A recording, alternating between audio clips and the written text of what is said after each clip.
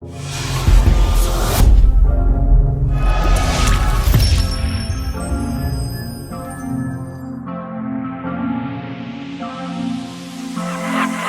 did. Hold on, you did.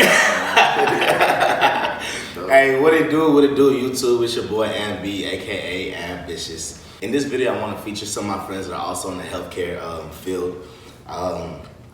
One thing I think it's important, and it's not even I think, it is important to make sure that you surround yourself with people that are also, working hard, striving to be big things in life, because when all your brothers are grinded, then it's a lot easier to walk that path, and it's a lot easier to make those sacrifices, you know what I'm saying? And I'm blessed to have a group of solid guys here, man. Come on, you know? So, without further ado, I'm just gonna have everybody introduce themselves, where they're from, college, what they majored in, all that kind of jazz, and then we'll get right to it. So, you wanna start, go up? Oh, what's up? Hey, what's good? It's, damn. Let's talk, bro. What's up? Andre, go by Drizzy Goo. Drizzy Goo. Drizzy Goo, that's your name. I went to undergrad at UH, go Cougs. Got my degree in biochemistry, minor in chemistry, and I'm a second year at UH College of Pharmacy. Hello everyone, my name is Kennedy. I'm from Houston, Texas. Went to UT Austin. Majored in nutritional sciences and certificate in business. Currently a M1 at Wright State, Boonshaw School of Medicine at Wright State University. Ohio boy. Alright, what's good everybody? My name is Jeremiah. From here in Houston, Texas, grew up here. Hometown boy, went to U of H as well. Go Cougs. I majored in kinesiology, and now currently I'm a fourth year dental student at Texas A&M College of Dentistry. Hey, my guy's almost done. Hey, what's up, y'all? It's your boy Kelvin. Kelvin. Being on the scene, I went to UT Austin for undergrad. I went with Abe and roommates with Kennedy. But I majored in biology. I had a business certificate from the McCollum School of Business. And I'm currently a P2 at UH College of Pharmacy. Yeah, they're actually brothers and they're actually classmates. It's lots. It's good shit, man. It's a lot. So the first thing I kind of want to talk about is just the process, you know what I mean? A lot of people, see other people's walks and compare themselves to other people.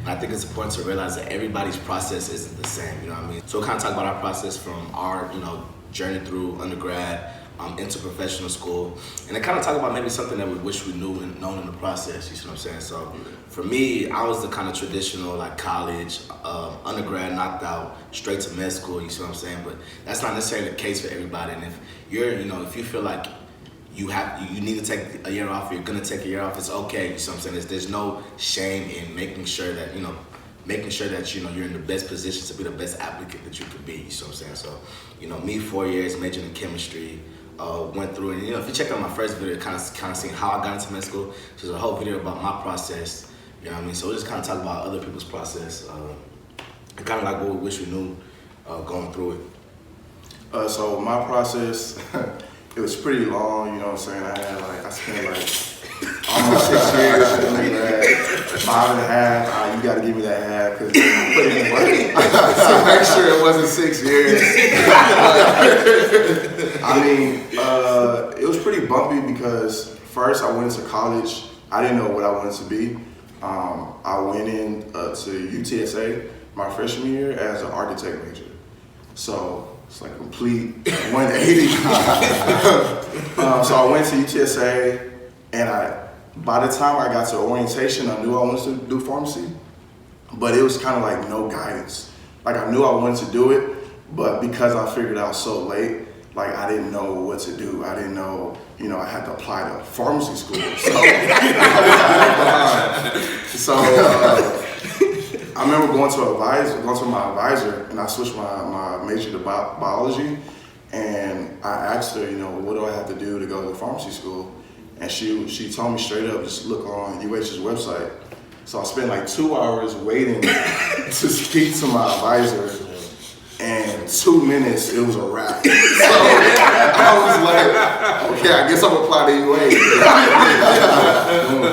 UH. So fast forward, I transferred to UH, and not much of my credits transferred over. So it was technically my sophomore year, my second year of college, my first year at UH, but credit-wise, it was my freshman year. So eventually, as I went through the process, I found myself like trying to catch up, like, putting more burden, like trying to take 16 hours, 18 hours, trying to catch up summer school. But somewhere down the line, I realized that it's about the process.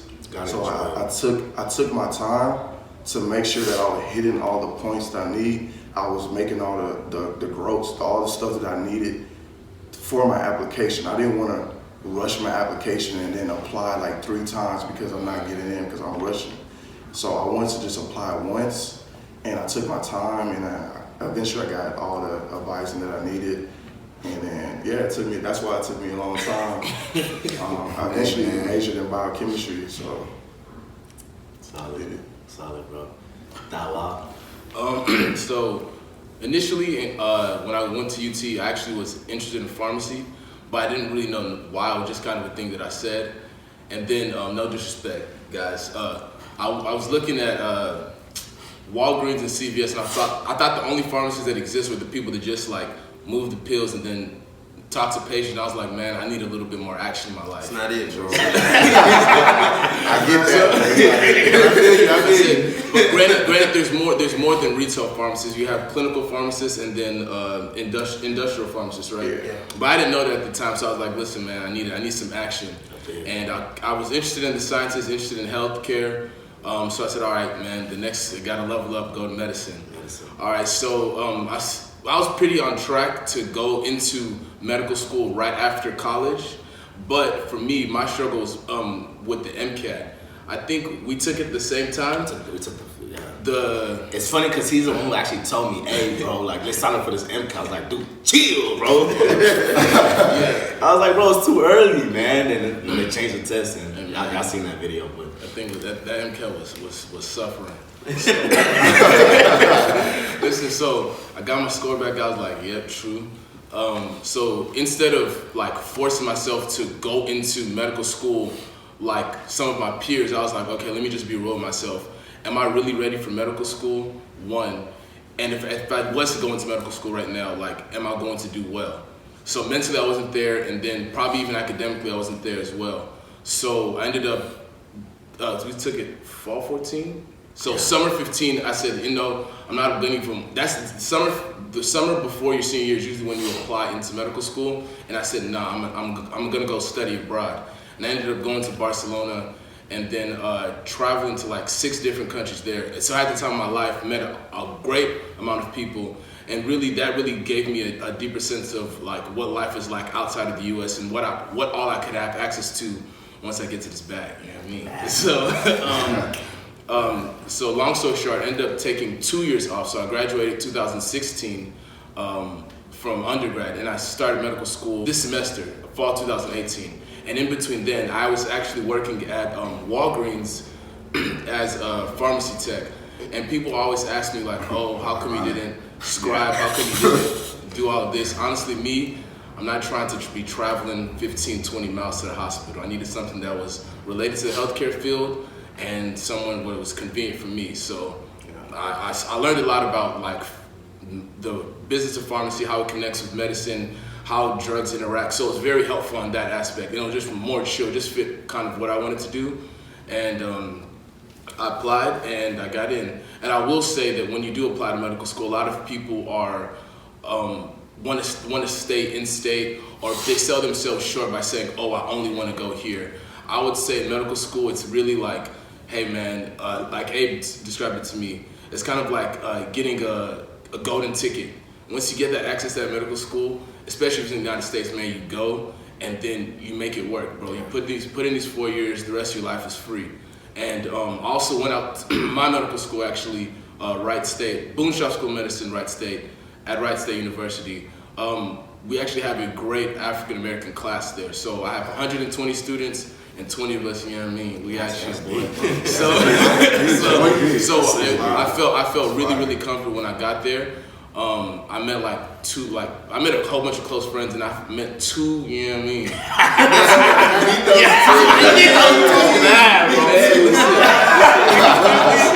Leave that one, bro. And I was like, hey, my God, what's up? I saw a serious chop. I said, okay. I Nah, the dap is how you know. The dap. What's up, dude?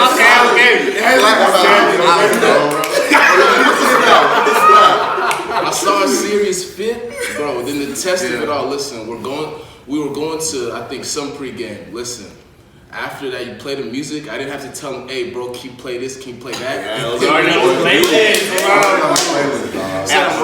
Real quick, I did want to mention, because a lot of people always kind of ask, like, what do you do in your gap year? You know what I mean? I ain't take a gap year, so I can't really talk about that. But there's no, like, one thing fits all. I've had classmates that literally just travel, literally just work. They just took the MCAT and chill. Yeah. You know what I mean? So it's not one of those things where, like, oh, you have to do a post back. You have to do this.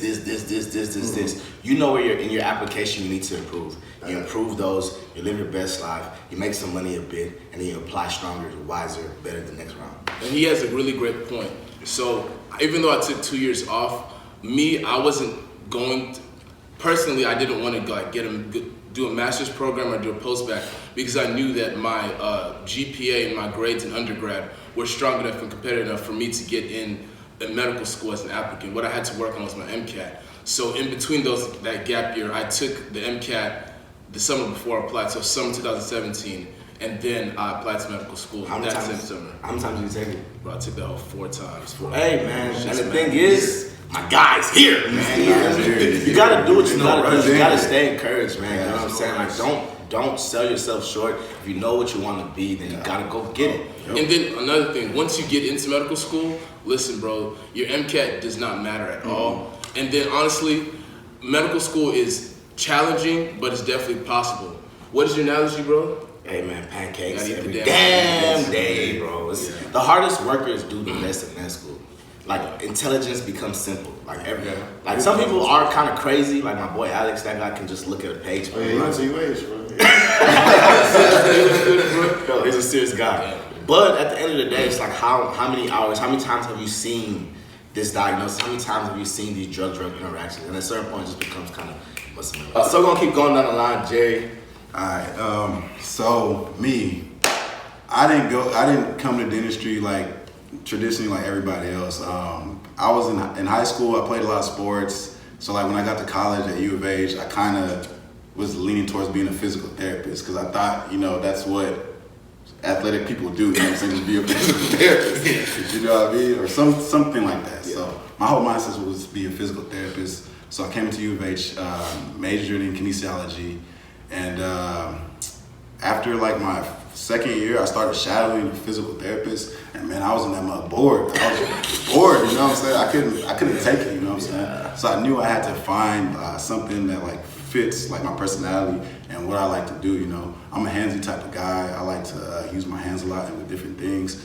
So I really felt like dentistry was more of that, will fit my personality and what I like to do more. I didn't really realize I wanted to be a dentist until I went to go shadow. I randomly just went to go shadow just to check it out, see what's up. At this one clinic in Bissonnette in the West, you know what I'm saying? Shout out to the West. And the dude was Nigerian, so I shadowed him. I mean, the clinic was busy. He was seeing different patients, kids, old people, adults, teenagers, all that. And he was always just running around busy. And he really seemed like he really liked his job. And plus he had on nice, nice watch, nice shoes. I was like, oh yeah, I'm in there. He's that. So I didn't figure that out till I was like a junior. So naturally you would think, junior year, you're just figuring out you want to be a dentist. There was a lot of classes I hadn't taken to meet the prerequisites to get into dental school. But I told myself, okay, look, man, if you're gonna do this, you gotta go 100%. So I started taking OChem 1, back to back, biochem, all that stuff. I took all those like prereqs within a year and took the DAT within a year. I remember that year. That was He had that DAT thing in the back of his car.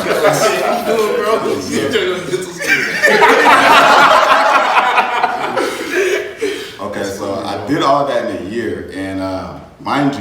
I'm not the traditional applicant, so I didn't have a bunch of shadowing hours. I didn't have like a lot of dental experiences, so I knew I needed some dental experience. So I applied to like the summer program at the school I am at now, Texas A&M College of Dentistry. Surprisingly got in, you know what I'm saying? So now I was starting to think, man, this thing might just be meant for me. I'm just walking in like that, you know?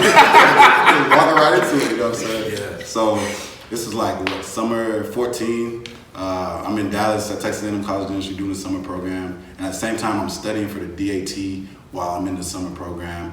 I had all the materials. All the materials were free for me because I was in that summer program because they provided it for us. Yeah, it's God for real. So I was studying in the program, studying. I didn't take my DAT until August.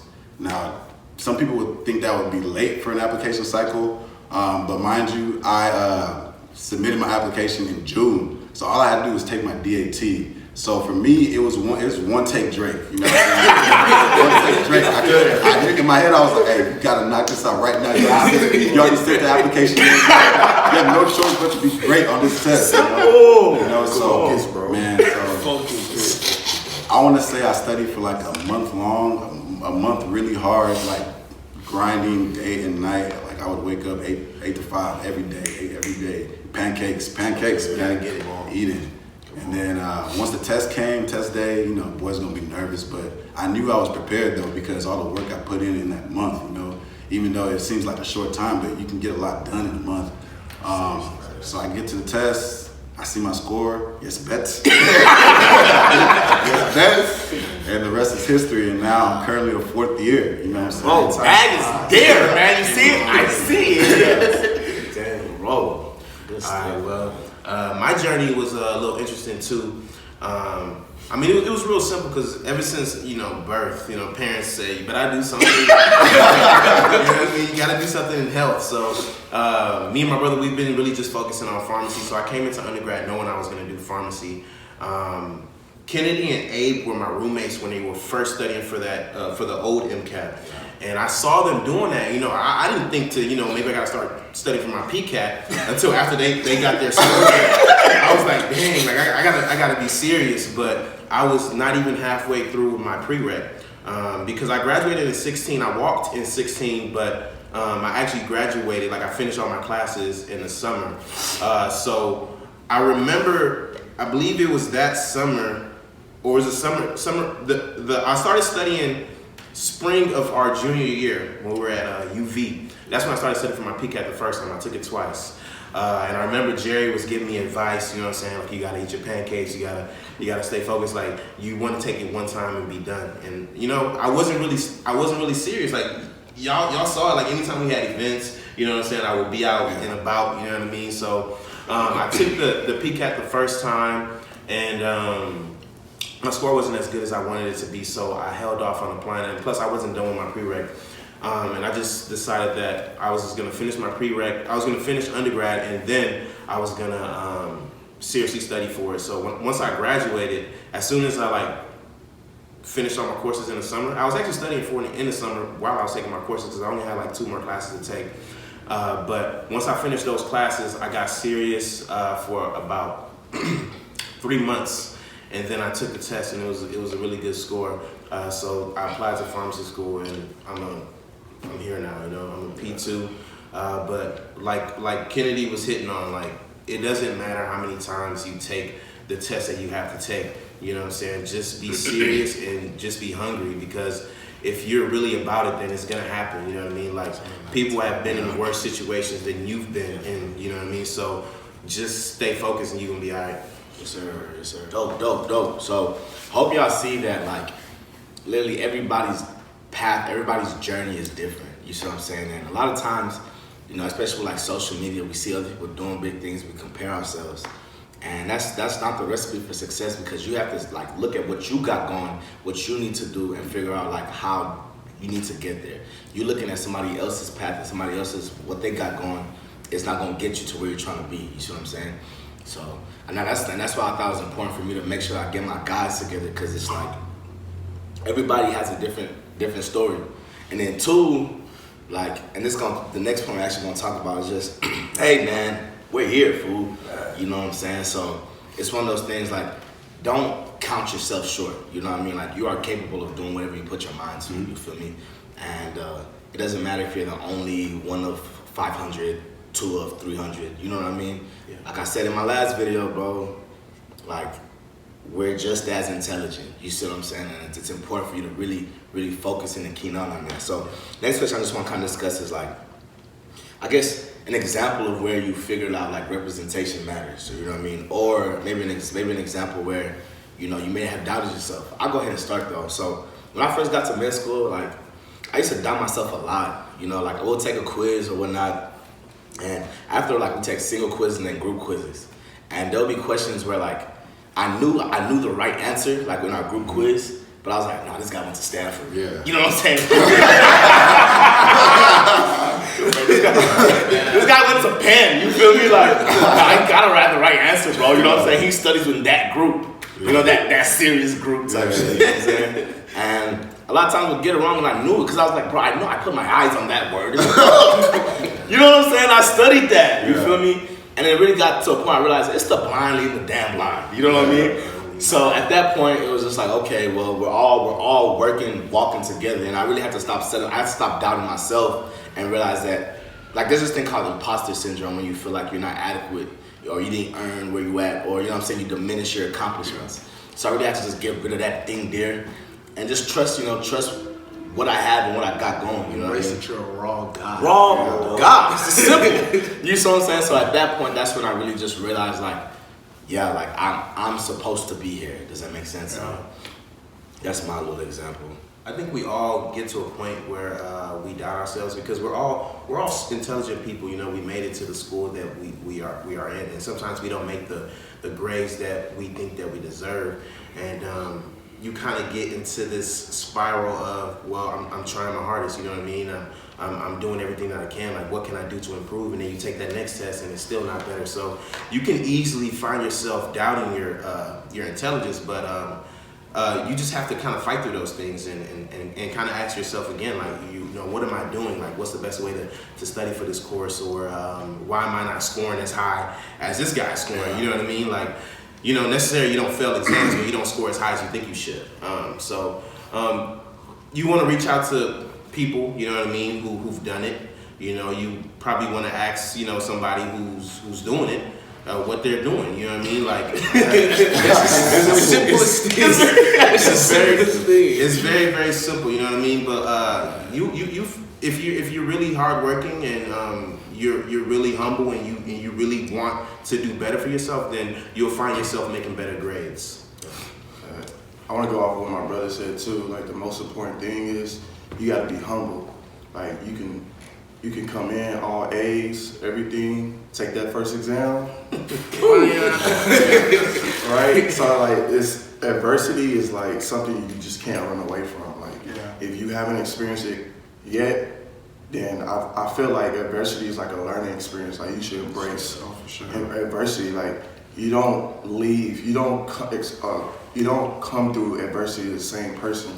So I'm still experiencing adversity right now. Like, this past semester, man, that thing was brutal. Like I'm passing everything. That's not the issue.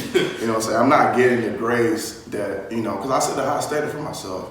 So it's like I'm still picking, I'm humbling myself to pick up stuff from my classmates who are making those grades. Like, you know, I'm picking up on their study habits. You know, I have a classmate who never studies on the weekends. She doesn't study after 10 p.m. Yeah. She goes to sleep. She wakes up, she's there. She's on that exam, she probably misses one. She's raw like so, you know, it's like you feel like you put in a lot of time and a lot of effort that you should get that grade. Yeah. But it's more of like, it's like the saying, like, work smarter, not harder. Yeah. You just gotta pick up ways for you to memorize and understand things quickly. Because like you said about those pancakes, man, like they're stacking up. They're stacking up. Yeah. If you take it easy one day, it's over. It's game over. So the analogy is, when you eat pancakes, it expands in your stomach. So So you have a set of pancakes that you have to eat every day, like when you're in professional school. And if you don't study, if you don't eat those pancakes every day, it's gonna pile up and it's gonna get extremely hard. Like once they pile up, because this set of pancakes may look like, oh, I can eat it, but it's gonna expand in your stomach, so you're fried. You know what I'm saying? Like, you gotta eat those pancakes every day, bro. So I wanted to just touch on a little bit of what everyone said, especially for those people who have to take the standardized exams like MCAT, PCAT, DAT multiple times, like me and Kelvin did. After you receive that score, it can really do a lot to hurt your self-confidence, but you just have to realize that the exam is really made hard on purpose, and it's really not a true definition of how intelligent you are. And the best way to navigate that, honestly, is to first, one, you just gotta accept the score for what it is, but then see, bro, straight up. But then you have to be real with yourself and see, okay, where did I mess up? Like, what did I do that was wrong? And a lot of things that students do, you find yourself going over the material you already know, and you want to avoid the stuff that's hard. For example, what was difficult for me was the verbal section. It's not that I didn't know how to read. I was reading the thing, I understood what they were saying. It's just the kind of questions that they were asking was crap.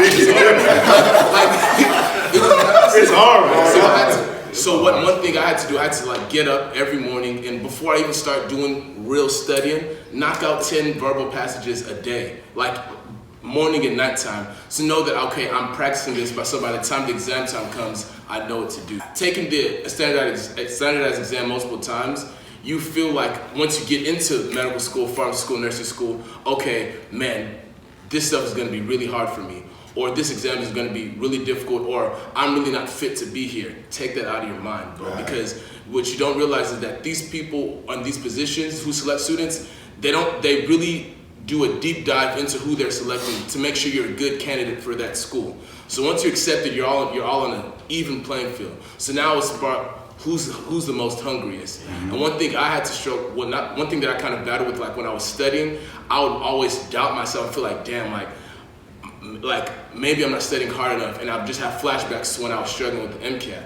But then I realized, bro, the teacher says, hey, read these 30 pages. What do you do when you go home? You read the damn 30 pages.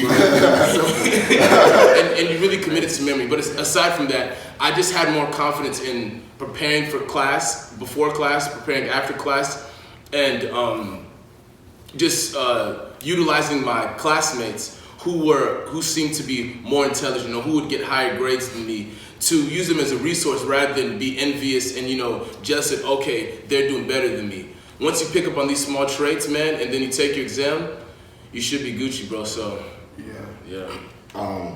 One thing I did want to ask is because I want to kind of get Jerry's perspective on, because he's almost done. Yeah. 4th year, man. Sheesh. Yeah, man. So can you share an experience, like a hardship or something you overcame in your 4th through your journey? Through my journey? Yeah. I think the biggest thing for me was we're all in undergrad, we're all in these science classes. We make good grades. We're usually considered like the cream of the crop, you know what I'm saying? In undergrad, and we're all making the highest grades. But then you come to professional school, everybody, your guy next to you on your left is smart. The guy on your right is, you know what I'm saying? If not just as smart, or not, if not smarter than you are, you know what I'm saying? I think that was the biggest thing for me first year, because I found myself comparing myself to a lot of people. Not saying that I was making bad grades first year. I was still doing the thing, you know what I'm saying? I was still making 90s and stuff on the test, but there's guys to my right's making a 98. You know what I'm saying? I'm like, hey, I was making a 98. You know what I'm saying? So I really found myself comparing myself to my classmates a lot, man, and that kind of ate me up a little bit, even though I would on some exams I would give it my all. I'd make good grades. The guy next to me making 90, I'd be like, come on, fool. This boy, I study way more than this guy. You know what I'm saying? But it was just humbling, you know what I'm saying? Because you in a room, you're in a class where everybody is smart, you know what I'm saying? Nobody's dumb, you know what I'm saying? In undergrad, I feel like they filter out all the people that aren't serious. And then by the time you're in professional school, these are the guys that are serious, really deep. You know what I'm saying? So I really had to just change my mindset. I really had to change my mindset to I'm gonna work hard, put in the work. at the end of the day, I'm gonna live with the results I get, you know. Go ahead. No, my bad. What do you want to do in dentistry? So like, I don't really know much about dentistry. Okay. So like, what are you doing once you graduate? What's the? Okay, so once I graduate, dentistry, you have a couple options. You could be a specialist, orthodontist, pediatric dentist. You can be a prosthodontist, oral surgeon. Those are like the people who have to go back to med school for 2 years and then another 4 I have a couple. They're all serious. They're all serious. But as for me, you do have other options. If you don't want to be like a specialist, you can do like 1-year residencies to get more experience with like more challenging procedures that you can like be able to like market yourself with. You know what I'm saying? So for me, I'm gonna do like a 1-year residency. It's called an AEGD, Advanced Education in General Dentistry. I'm doing it in Oklahoma City at OU's dental school. And the reason why I'm doing it is because, first of all, in dental school, they don't teach you how to place like implants, or like you don't do a ton of like aesthetic cases like veneers in dental school unless you're lucky, your patient pool just has it and somebody has the money to pay for it.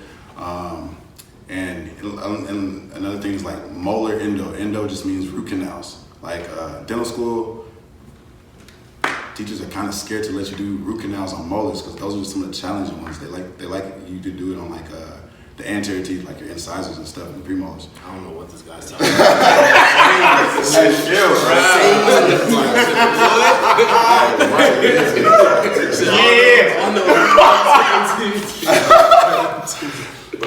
That's dope, bro. But yeah, that's my plan. That's my plan, and then after that, I do plan to like open my own shop, office sooner rather than later. I'm there. Come on. Location, most likely gonna be Houston, Texas.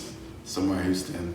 Y'all come see me. Yeah, for sure. I'll be there, man. Come on. Hey, so we did kind of just want real quick again, just talk about just why it's important to push through and why it's important that we are represented. You were saying something, bro? So for the one, as you can see, all of us are black, we're a minority, and then we're males, which is even more of a minority. In the health professions, it's a rarity to find black males in dentistry, in medicine, in pharmacy, in nursing, physical therapy, Everybody know each other. So being in this type of position, everyone knows one another. So don't be afraid to open up or speak to someone when you see that they're somewhere where you want to go, or someone who's on the same level as you. Like I always say, your network is your net worth. Mm-hmm. So don't be afraid to open up and talk to people. And I think it's very important when people who are in our position are able to talk to the 10-year-olds, the 15-year-olds, the 17-year-olds, give them that real step up. Come on, there. So they know, that, oh man, this guy is like me. He understands me. He listens to the same music I do. He hoops. You know what I'm saying? We all do the same stuff. But how did he become a doctor? How did he become a dentist? How did he become a pharmacist? And just shining that light upon them and kicking that knowledge to them, I think that's really the most important thing, and that's actually the main purpose of why this guy has his YouTube channel. That's what it is, you know what I'm saying? Like, it doesn't matter if you get to the top and you're there by yourself. Yeah. Does that make sense? 'Cause that's lonely, you feel me? I'm not trying. See, the thing is, in 10 years, we're making trips to Bora Bora. You feel me? But I need my guys to be able to come with me, you know what I'm saying? Like, I can't go by myself, you feel me? So make sure, like, never forget where you came from and never forget to hold a hand while you climb. You see what I'm saying? Sure. Because at the end of the day, like, solo success is not the goal. That's not what matters. What matters is bringing everybody with you. You feel me? Right. And that's why I'm so passionate in my videos. That's why, like, I do this, because it's like, bro, I know that there's not enough of us out here, and I want to make sure that anybody that has the dream of, I want to be a dentist, I want to be a pharmacist, I want to be a physician, says, why not me? Bro, don't let anyone Why stop you. not you? I was just say one thing real quick, kind of like about my experience, like treating patients at school. You know, like in dental school, when you start treating patients, you get a lot of patients all at once, you know, and you're usually meeting them for the first time. Sometimes some patients can be a little apprehensive. Like, I've had an experience where, because of the color of my skin, my patient was a little apprehensive towards me in providing the treatment. You know, patient will kind of tend to favor other races more than like African Americans. Sometimes, I'm not saying all patients do that, but it's there. It's still there to this day. It's kind of a little racist, and it's still existing in like professional school as well. All right, so with that patient, once I saw that he was a little apprehensive, you know, and like he would prefer like the Caucasian student or whatever he preferred, I kind of just took it upon myself to like, you know what I'm saying, kind of just break him down a little bit, you know, kind of just show him who I am, show him that I'm just as good as Johnny that's sitting right next to me, you know. Tanner. And you just gotta really instill the confidence in these patients that you see, because they're already expecting you not to be as good as what they know, you know what I'm saying? And being African American and in these professional schools or whatever, you really have to exude that confidence when you're in business or when you're seeing your patients, whatever it may be. So I just assure the patient that, hey, you're gonna get the best treatment from me that I can possibly get. I'm gonna give you the best treatment ever. You know what I'm saying? That's how I kind of treat every patient. And I always ask my patients for feedback. What did I do that you liked? What did I do wrong? Well, how can I improve in this area? Because at the end of the day, I know that one day I will be out there practicing, and I'm in school now to make the mistakes, so I'm gonna make them out there. You know? Because you're doing my team. You feel me? I'm just gonna wrap this video up, and again, I wanted to really make this video to kind of show y'all again, like, we are in these spaces. You see what I'm saying? Not only are we in these spaces, but we're raw guys doing it. You feel me? So we're not squares. You don't have to be a square. Don't have to be a square. At least know You don't have to be a square to, you know what I'm saying, like, do good, you know, like, you can live your best life, you can, you know, enjoy life, enjoy the process, have fun in college, hey, I'm a new alpha, you know what I'm saying, like, do what you want to do type of things, you know what I mean, live your best life at the same time, stay focused and move towards your goal, you know what I mean, and that's really why I want to bring my guys together, because it's like, we're here. You see what I'm saying? So I'm gonna just wrap this video. Again, my guys, I appreciate y'all taking y'all time out y'all day. Bro. You know what I'm saying? Yeah. Messing with the kid, you feel me? I'm gonna put everybody's Instas in the comments, you know what I'm saying? Follow my guys, you know what I'm saying? Follow my guys, raw guys, you know what I'm saying? At the end of the day, you know what it is.